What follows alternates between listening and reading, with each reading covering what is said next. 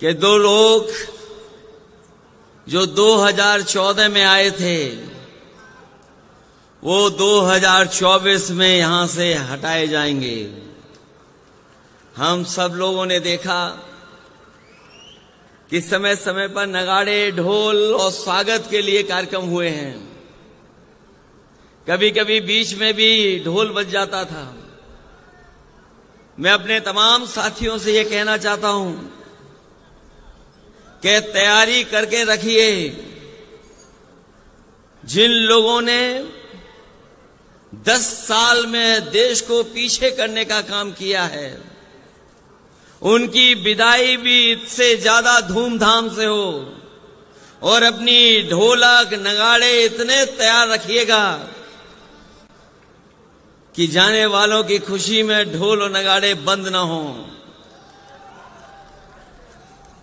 मंच पर बैठे हुए गुरुजी आदरणीय शिबू सोरेन जी, मंच पर उपस्थित पंजाब के मुख्यमंत्री मान जी, पूर्व मुख्यमंत्री आदरणीय फारूक अब्दुल्ला साहब,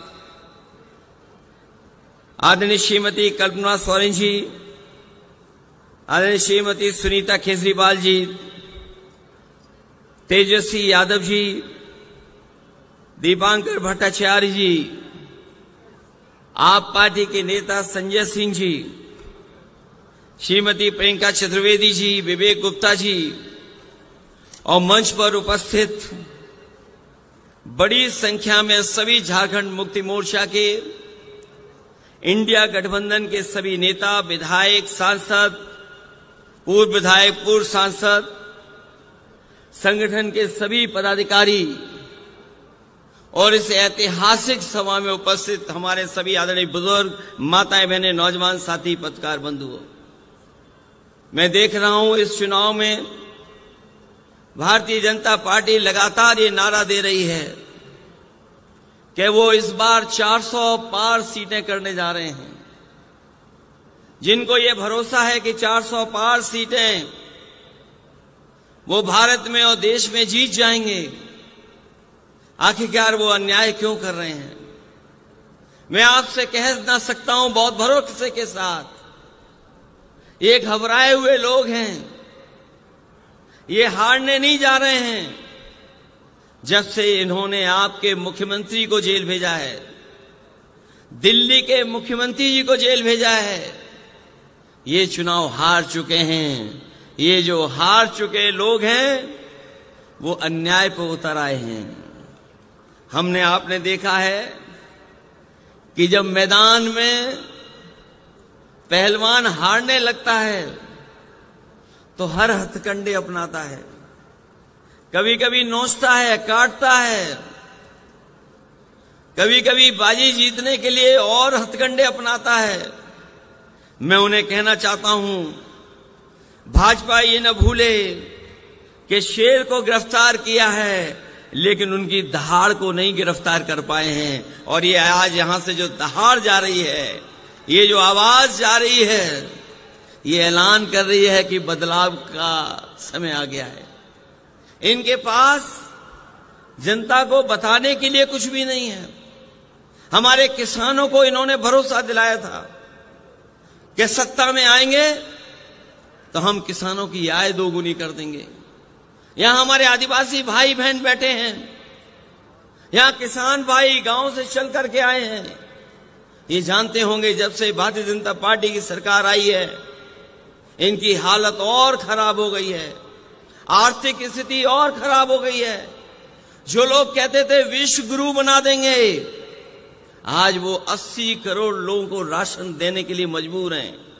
वो जानते हैं कि अगर 80 करोड़ लोगों को राशन नहीं दिया तो कहीं ऐसा ना हो पड़ोसी देश की तरह कि जनता अपने आप घरों से निकल करके और सत्ता पे काबिज हो जाए। इसी तरह हमारा नौजवान जानता होगा, इन नौजवानों को भरोसा दिलाया कि सत्ता में आएंगे तो 2 करोड़ नौकरी देंगे। लेकिन आज पीछे मुड़ करके देखो, 10 साल में नौकरी तो दूर, इनके हर फैसले ने न केवल नौकरी छीनी है, बल्कि हमारे रोजगार के अवसर भी खत्म कर दिए हैं। आज हालात ऐसे हैं कि पढ़ने लिखने वाला नौजवान 90% अब बेरोजगार हो गया, उसके हाथ में नौकरी नहीं है। इसलिए जो लोग जुमला लेकर के आए थे वो आज गारंटी लेकर के आए हैं। ये जुमले से 10 साल बड़ी गारंटी है। मैं उन गारंटी वालों को कहना चाहता हूं, देश की जनता उनकी गारंटी नहीं चाहती है। देश की जनता बाबा साहब भीमराव अम्बेडकर जी ने जो संविधान में हमें गारंटी दी है वो गारंटी चाहते हैं। और मैं आपको कहना चाहता हूं कि हमारी, आपकी, सबकी, इंडिया गठबंधन की यही लड़ाई है कि हम आपको बाबा साहब भीमराव अम्बेडकर जी का दिया हुआ संविधान की गारंटी आपको देना चाहते हैं, क्योंकि वही गारंटी है जो हमें हक, हमें सम्मान और अधिकार दिलाने का काम करेगी। ये लोग भूल जाते हैं कि झारखंड के लोग घबरा जाएंगे। झारखंड के लोगों ने बहुत सारी परिस्थितियां देखी हैं, राजनीति में बहुत दबाव के मौके देखे हैं, समय देखा है, लेकिन झारखंड के लोग न कभी घबराए न कभी डरे। और जब कभी भी ऐसी सत्ता आई, उन्हें मौका मिला तो ऐसी सत्ता को उखाड़ फेंकने का काम भी झारखंड की जनता ने करने का काम किया है। मैं इस मौके पर यह आपसे कहना चाहता हूं कि जहां झारखंड ने मन बना लिया इनको हटाने का, हम लोग उत्तर प्रदेश से चल करके आए हैं। पहले चरण का चुनाव था जहां पर बहुत भारतीय जनता पार्टी को दावा था कि वो सब सीटें जीत लेंगे, लेकिन जिस तरह से पश्चिम में पहले चरण में मतदान हुआ है, भारतीय जनता पार्टी का सफाया हो गया है। अगर उत्तर प्रदेश सफाया कर सकता है पहले चरण से आखिरी चरण तक, तो झारखंड की जनता क्यों नहीं सफाया करेगी। यहां तो अन्याय ज्यादा हुआ है, आपकी लूट ज्यादा हुई है, आपको डराने का काम ज्यादा हुआ है।